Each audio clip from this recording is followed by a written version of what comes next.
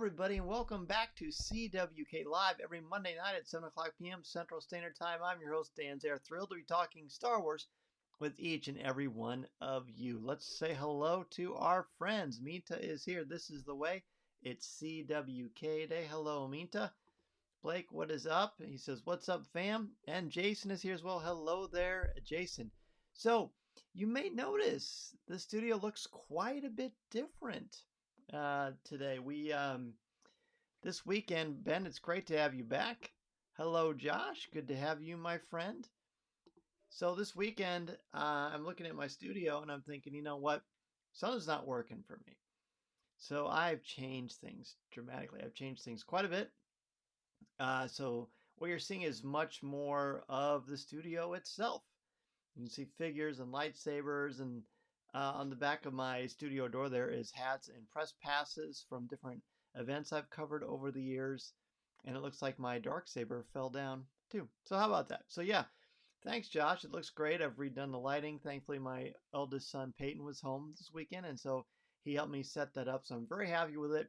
I think it's going to help the show a lot. So if anything, for that peace of mind, you know how it is when you've got your space and when it's organized, you just feel better about things. Ben says, I love the new angle and seeing more of the room. Well, thank you so much. I'm really happy with it. I came down here last night and I was just kind of looking around and setting things up. It's been great fun. What also is going to be great fun, by the way, is talking with all of you tonight about what we've got going on. What do we have going on for today's show? We've got your top 5 moments from Light and Magic, Gang of Outsiders, the first episode. Got some Podathan news, which I haven't talked about too much yet on the show, and we've got your comments and questions. So that's going to be a blast. It's going to be a blast. Jason says the studio looks great. Well, thank you, Jason. Thank you so much. I'm sure I will always tweak it, but yeah, we got a bunch of statues and things back there, and some rare books and lots of fun stuff. That's great. All right, speaking of great, let's talk to all of you about what is brewing in the world of Star Wars this week.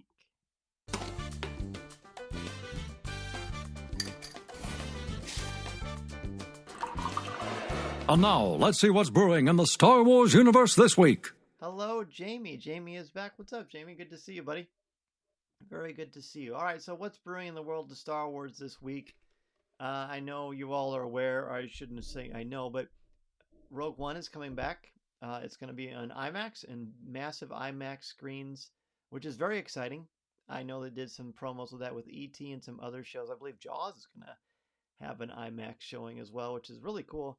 Now, Rogue One, I didn't get tickets for that because the closest one is like 3 hours away from me, unfortunately. But I would love to see it on IMAX. I wonder if any of you have gotten a chance to go ahead and get your tickets to that. But let me show you kind of what's going on in this world of CWK. Not only is Coffee with Kenobi going to be a part of the Podathon, but here are all of the shows that are going to be participating in Podathon. For those of you who are not aware, I believe it's the third year that they've done it. For sure, I've been able to be a part of it, and you see all the shows on here. September 17th, 2022, we're basically going to be doing podcasting all day. Some of your favorites are going to be a part of it, and there's going to be some major guests, like some really serious star power. Minta says, nice. Well, thank you, Minta. We're really excited about it. It goes to a great cause because, again, all of the money raised is going to the Make-A-Wish Foundation, which is great. And Star Wars is such a great community for giving back. Let's take a look at who's going to be on these shows. Well, look at this. Ryan Johnson. Ashto Radio is going to have Ryan Johnson on, which is quite remarkable, really. Hello, Mary. Good to see you, my friend. Christopher Sean is going to be on Tatooine Sons. Kristen Baver from Lucasfilm is going to be on Tarkin's Top Shelf. And a frequent contributor to StarWars.com and author Kelly Knox is going to join Kanata's Castle. So that's great. That's a really great lineup. But that's not it, my friends. That's not it. So Matt Martin, Lucasfilm Story Group's executive Matt Martin is going to join me on Coffee with Kenobi. I'm very excited for that. Matt and I are really good friends, and anytime I get to talk to him, it's going to be great. So it'll be fun to do that. Charles Soule is going to be on Broaxium, which is amazing. Gary Whitta is going to be on Followers of the Force, And Zoraida Cordova is going to be on the Night Sisters podcast. So we've got some incredible star-studded folks that are going to be joining us, which is really quite a blessing. Also, it was announced yesterday that Seth Green is going to be on the show too. So a lot of really hardcore Star Wars fans. There are a lot of prizes that are going to be given away. A lot of donations from DK, Regal Robot, Inside Editions, and Del Rey as well. And you can see all the others. Again, so when you donate, basically not only are you donating, but you're entered into a drawing to win some incredible prizes. So it's really cool. So if you're around September 17th, literally it's going to be going on all day and most of the evening. And I'm not sure if the schedule's been announced yet, but when it is announced, I will let you know when all these shows are going to be on, when the guests are going to be on, when I'm going to be talking with Matt. So that'll be fantastic. So again, I shouldn't say again, I haven't really mentioned this yet. And there's a QR code for you. But for every $5 you donate to Podathan, benefiting Make-A-Wish, you receive an entry into a raffle to win prizes from amazing companies like Del Rey, Inside Editions, DK Books, Real Robot, Planeticture, I apologize if I pronounced that incorrectly, 2797 Studios, Bandai Namco, and Lucasfilm. Again, it's the third annual event. It is going to be on September 17th, 2022. For more, go to thepodathon.com or at thepodathon on social media. So there's that. Pretty cool. Now, the D23 Expo is going to be, in less than 3 weeks. In fact, it's going to be in about 18 days from today. Ben says, that's such a great cast of podcasts and guests. Can't wait. Yeah, Ben, it's going to be a blast. It's really going to be great. Looking forward to seeing everybody there. So the D23 Expo is in Anaheim, California, the same place where they had Star Wars Celebration back in May. And I can officially announce that I am going to be at the D23 Expo. Really looking forward to that. Really looking forward to bringing you coverage. I am not hosting anything currently, as far as I know. So I'll just be able to go around and cover the event and do it up old school, coffee with Kenobi style. Really looking forward to that. Hoping to run into as many of you there as possible. So yes, if you were at the D23 Expo, September, I believe, 8th, 9th, and 10th. Is that right? Let me check my calendar here. I know when I get on an airplane, I know that much. Yeah, it's the 9th, 10th, and 11th of September. That's Friday, Saturday, Sunday. New announcements for film and Disney Plus and the theme parks and all kinds of stuff. I have no idea what's going to be announced, but I can't wait to go there and be a part of it.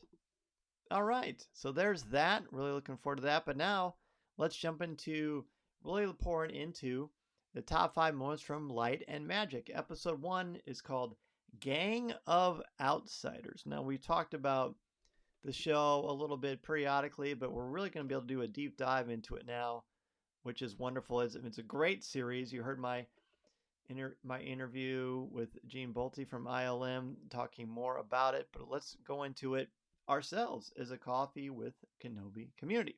I'll see if we've got some more people just joining us. You may notice it looks a little bit different in here than it usually does, but that's because I've redone the studio, changed the lighting, changed the camera angles, a lot of stuff, so you're going to get much more of the studio experience and the things that I see all the time in here, which is great. All right, top 5. Here we go. Number 5 for me. Where's my face? There I am. $2 million special effects budget for the original Star Wars. When I heard that, and I realized money was much different back then, but it blew my mind. It blew my mind. Well, hello. My good friend Scott is here. He says, sweet setup. Really looks nice. Well, thank you, my friend. Appreciate that. You have to come to the studio sometime and hang out. Blake says, going to be working on some other top 5s because my memory isn't the best since I saw it on its premiere day. That's okay. I actually wrote down some notes when I first did it so that I could remember this because I know there's a lot of things happen. Plus, these are very detailed episodes, too. Minta's number 5 is the intro. It was amazing to see the various films that have been done over the years, showing how far we've come on cinema. Exactly, and that ties into my number 5. The budget, the fact it was $2 million, and, it still holds up beautifully today. It's pretty mind-blowing. You're talking about one of the most innovative films ever made, the original Star Wars.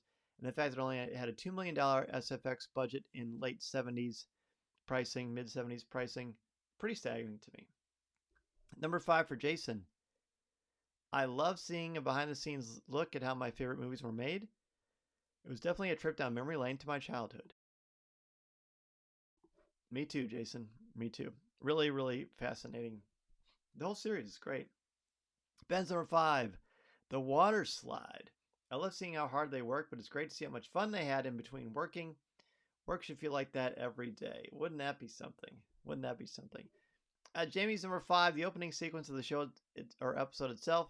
Seeing all the historic visual effects in one place gave me such a great appreciation of these efforts over the years. Yeah, the dedication and the fact that they're multi-talented and they have so many things that they're interested in and that they tried. I think there's a lot of great inspiration in that. I really like that a lot. It's really, really fun.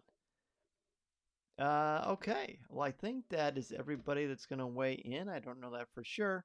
Let me make sure I didn't miss anybody. Oh, 5 for Mary. Yes, there you go. How important the stop action movies were to so many of the individuals. For example, 7 Voyages of Sinbad. I know, by Ray Harryhausen. Isn't that cool? I like that too. And how much that plays into Phil Tippett and his involvement. I will say, after watching this, it just made me more proud. I was super honored to interview Phil Tippett and Dennis Muren and Gene Bolte. But then seeing everything that they did and what they went through and their passion and their knowledge, they're like the top of the top. They're like in the top 1% in this field, and it's staggering that we're so lucky as Star Wars fans that they worked on not only Star Wars, but they worked on all these cool movies that we love. Let's see. Oh, I just knocked over Cobra Commander. Sorry, Cobra Commander. Yes, there are a few things in the studio that are not Star Wars. I must tell you. Number 5 for Blake. For me, knowing this was my dad's generation, seeing how guys at his age changed filmmaking forever from A New Hope on. Oh, that's a great perspective. Yeah, that's absolutely true. Let's jump into number 4. Number 4 for me is the matte paintings. It's just so much more intricate than I realized, and they're in more spots than I realized. I mean, even now when I watch New Hope, I don't think that's a matte painting. I mean, sometimes you think it, but the way they show how the matte paintings are superimposed over the film and the set pieces, and especially in Empire, which we'll get to later, as many as were done and how powerful and effective they are and how talented they all were and are. It's just, I have goosebumps now. I just really so impressed. I love it. Maybe I should get a matte painting back here. That would be pretty cool, wouldn't it? Number 4 for Minta is the hamburger. It's incredible to see the process of how they made the Millennium Falcon, even giving it nicknames like the hamburger. You know what, Minta? That's going to show up later in my list for sure. Number 4 for Mary is the original Star Wars trailer and then all the various clips from so many movies from ILM. Pretty fabulous. I agree with you. Jason's number 4 was fascinating to see all the influences that went into Star Wars, World War II movies, fantasy, sci-fi, and etc. Yes, definitely. Ben's number 4, the cliffhanger. They only completed 2 of the 400 scenes with 6 months to go before opening night, and George was not happy. His reaction to that moment needs to be a GIF or a meme. Yes, that the making of Star Wars, written by J.W. Rinsler. It's like a coffee table book. I highly recommend that. It really goes over this stuff in great detail. It's amazing. It's kind of miraculous that it happened. It was very hard on George. It would be on anybody. Jamie's number 4, the wide variety of experiences of Richard's career. The Navy, invention of the pig-nosed guitar amplifier, driving cable cars in San Francisco. Isn't that cool? Yeah, like, I constantly watch this, like, wow, these people are amazing. What would you get for a matte painting? I mean, I don't know, something cool for the Falcon or Batu, or like, if I could put like the Millennium Falcon set up behind me, that would be super cool, I think. That's a great question. Blake, I'll copy you, Dan, and say the matte paintings have been some shots I didn't know were paintings until I was an adult. Shows how old school filmmaking, even without CGI, can be so convincing. Yeah, I mean, we talk about The Void and all that stuff, which is great, but this was really special. Really super cool. All right. Let's see. I don't want to miss anybody. So again, as always, weigh in here. You can weigh in in the CWK Cafe, our Facebook group, and naturally, if you don't catch this show live, like those of you watching right now, you can hear the audio feed, or you can watch it later on Instagram or YouTube. Okay, we've got a few more. Ben says, I have that book, still working my way through it. I'm halfway through the making of the MCU set right now. I know. How dare I start there? No, no, Ben. I think that's great. You can't live on Star Wars alone. I think that's cool. I would like to read that one too. I think that's really neat. To the cliffhanger at the end of the episode, I agree with Ben Anderson. The look on George's face should be a meme. It should. I'm sure it probably is. Or one of you, you're all very talented and savvy. You should jump on that. That would be fun. All right, so Minta's moved to number 3, so I think I will too. I think that's a great idea. Kind of got carried away. Number 3 for me is camera movement. The fact that the camera moves instead of the model or the props, so you don't have to change the lighting. It's very, very, it's like a speck of sand compared to the Sahara Desert. My lighting compared to what they did at ILM and with Star Wars. But seeing my son set this up and all the stuff that goes into lighting, whew, I can respect why they came up with an innovative way so not to mess with lighting all the time, because it's a lot of work. It's a lot of work. So the fact that the camera moved instead of the model was just amazing to me. It's just the science and the art that go into making a film just blow my mind, and just seeing that perspective really was kind of inspiring to me. Mary's number 3. All the home movies shown, so many of them did as young people, and of course the videos of all them chilling out at work. All the home movies, that's great call, Mary. I should have thought about that. I like that too. That was really fun. Jamie's number 3, Resurrection and the backstory of the VistaVision system. Yes, I've actually seen that thing where they did the VistaVision. I've seen that at Lucasfilm. It's pretty cool. It's massive. Massive. Jason's number 3. It's so inspiring to see the humble beginnings of ILM, a group of people with no artistic boundaries, testing their skills and capabilities and using whatever resources they had available to make a great work of art. Yes, that's so neat. So cool. Jason, good to have you back, man. It's good to see all of you. I always like Monday's such a highlight for me. I know Mondays can be like, oh, it's Monday and Garfield and all this kind of stuff. But I love Mondays because we get to talk about Star Wars. I get to talk about Star Wars with my people. So that's pretty cool. All right, so let's go ahead and jump into, here's Blake's 3. The fact these guys only had around 2 shots done with a short time remaining. We know how it all ended, but to hear the tension behind it all never ceases to amaze me about that magical film that changed everything. Never give up is the message I take. I agree with you. Never give up. Follow your dreams. Surround yourself with like-minded people. Be well-rounded and versatile so that when opportunities come your way, you can seize them. Josh says it's a highlight. Well, thanks, Josh. It's a highlight to chat with you, my friend. Ben's number 3. The story of everyone coming together through famous monsters of filmland. I just love hearing how people of great talent come together through a shared passion. They only had one thing in common at the time, and it led to Star Wars. Amazing. Jason says, thanks. It's great to be back. Last week was the start of school for our kids. There was a lot going on here. Jason, I know how that is, buddy. I know exactly how it is. We had the same thing. It definitely throws you for a loop, but it's nice to be back. Let's go on to number 2. Joe Johnston's legacy. Look, Joe Johnston's even more instrumental than I remember. The things he designed, the things he drew, the fact that he could do painting and art and camera and photography and directing, and I'm just in awe of that guy. I hope I get the chance to see him. I mean, and as a side note, I love, The Rocketeer, Honey, I Shrunk the Kids, and of course Captain America, the First Avenger. He's just great. But seeing everything he did and everything he accomplished and how instrumental he was to the success of the original film, I feel like we sometimes forget about that, or I do, or maybe I didn't realize it in the first place, but it's so good. So good. Josh's Famous Monsters is returning. It's true. Mary Sue, the development of the Falcon was amazing. Yes, it sure was. Number 2 for Jamie, the fact that Harrison Elishaw was lured over from Disney and influenced by the paintings of Ralph McQuarrie. Really neat. I really liked seeing Harrison speak. Jason's 2, the motion control system that was built from scratch. Pure genius. Yes, it was. Minta's 2, I love how they show the tenuous process between the camera work and the stop motion animation. It truly makes you truly appreciate the movie even more. Yeah, it does. It's amazing. It's I don't know that I could do it. Thank goodness they can. Blake, seeing how the classic monster movies I've been a fan of my whole life affected those ILM guys with what they did. Isn't that cool? What's your favorite classic monster movie, Blake? I'd love to know. Ben's number 2, matte paintings. Just seeing that process and all the beautiful artwork that made some of the best scenes in the movie. Yeah, it's just staggering what they could do.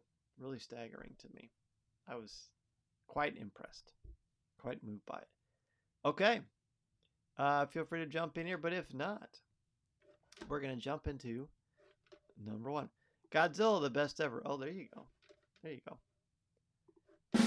Number one for top 5 favorite moments in the first episode of Light and Magic. The Falcon's creation. I mean, of course, if I can't fit Kanan, Jarrus, or Jedi, I'm going to try to fit the Falcon in here. So Joe Johnston has to come up with this design. They don't want to do one from like the space, what was it? Space, I can't remember the year that it was.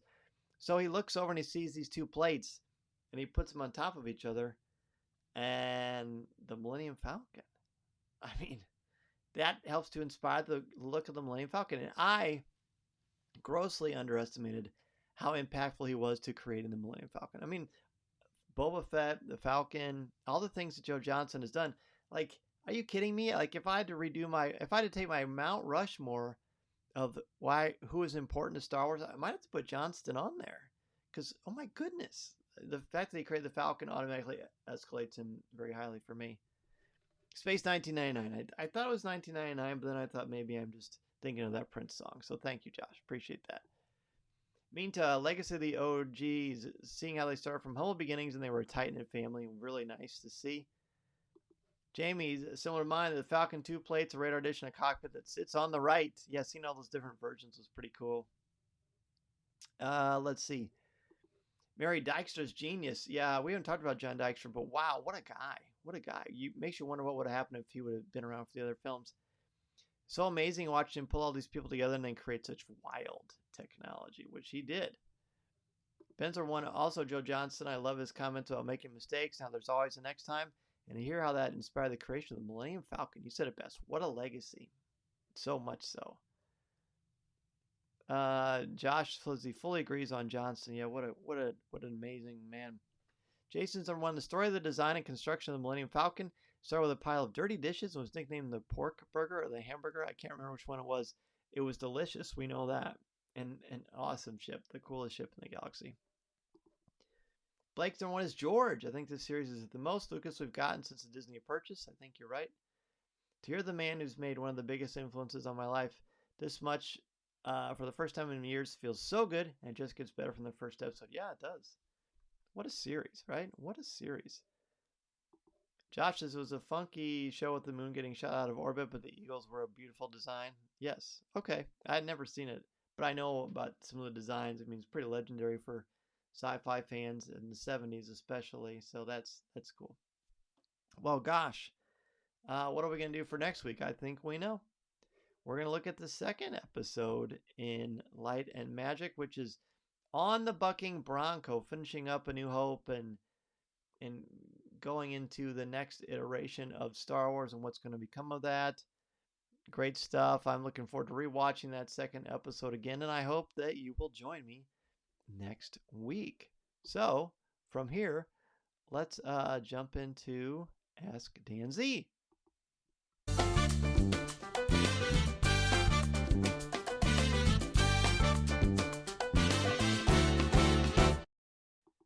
So, Ben says he's guessing that Lawrence Kasdan called George and asked for interviews, helped us to get more of him. You know, it wouldn't surprise me.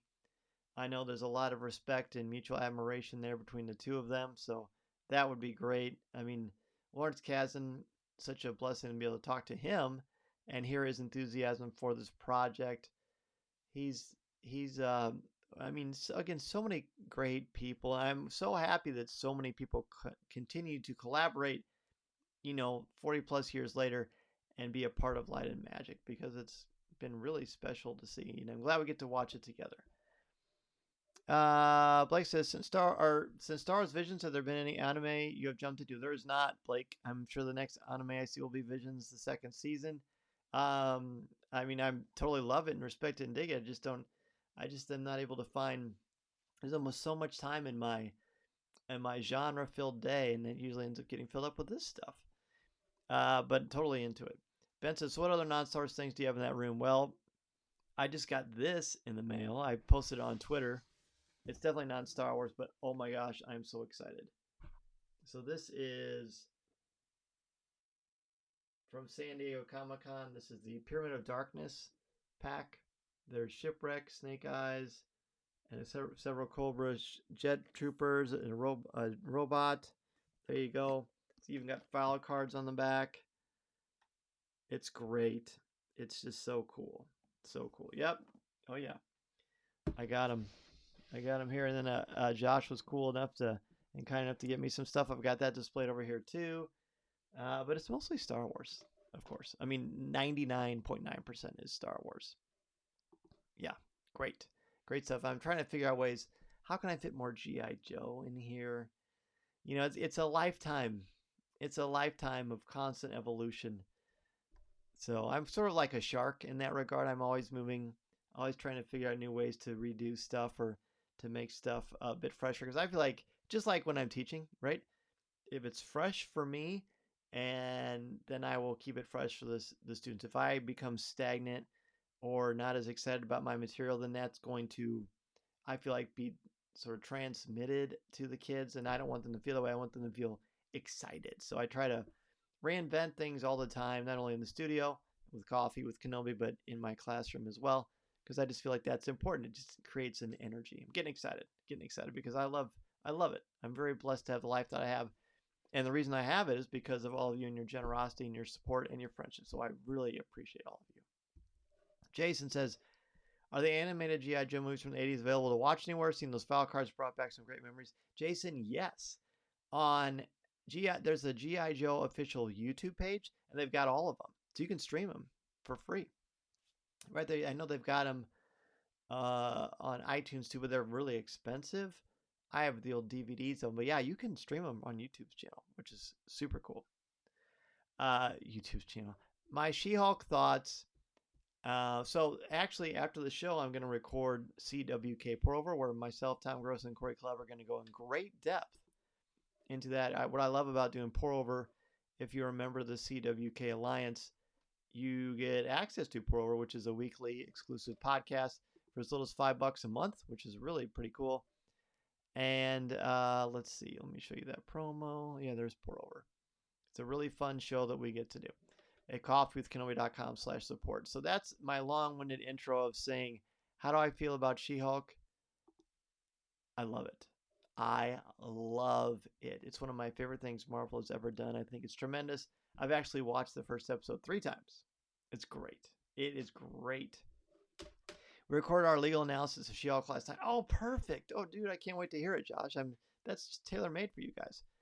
Jason says, what? Thanks, Dan. I'll be looking up that YouTube channel right after the show. Oh, it's great, man. I will say the older G.I. Joe cartoons are much better. But, yeah, it's so fun. It's just fun to have it on and just, Mason is digging it, and it's fun. I'm having a blast doing it. Here's another figure. This is going to, when I show this to Corey and wouldn't up buying it, so I apologize for being an enabler and a bad influence right away. But look, Super 7 makes G.I. Joe figures. They're like the Kenner ones, but they're just 5 points of articulation. But they're based on the comics and the cartoons, not the figures themselves. So they're cool, right? So Cobra Commander right there. Josh says it's like Marvel wrote us a love letter. Yeah, I know. I agree with that. I very much agree with that. All right, Cobra Commander, you stay there. I've got to hit the outro. Well, thank you so much, everybody, for joining us on CWK Live every Monday night at 7 o'clock p.m.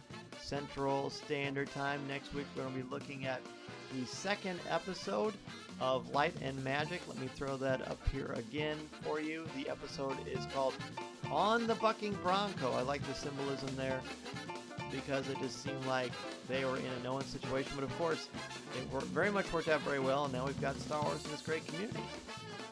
Mary says, have a great week, everyone. You too, Mary. Thanks so much for being here. Minta, thank you. May the force be with you. Thank you, all of you, for joining us.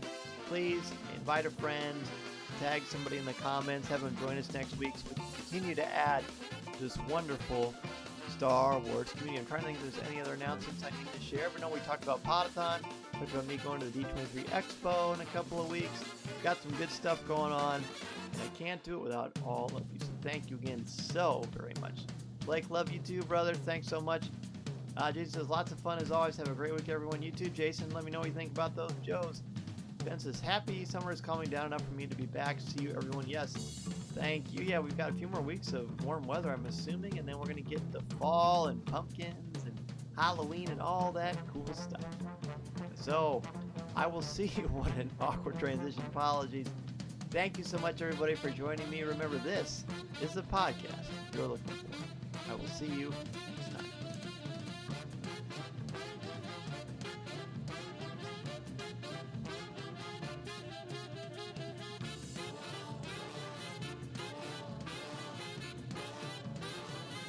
Oh, I am going to come back for this. By the way, got a special show on Wednesday. I knew there was something on Wednesday. Look for a podcast from me. You're not going to believe who I talk to. It's going to be fun. All right, this time I'm really going to go bye-bye. See you soon on Wednesday, actually.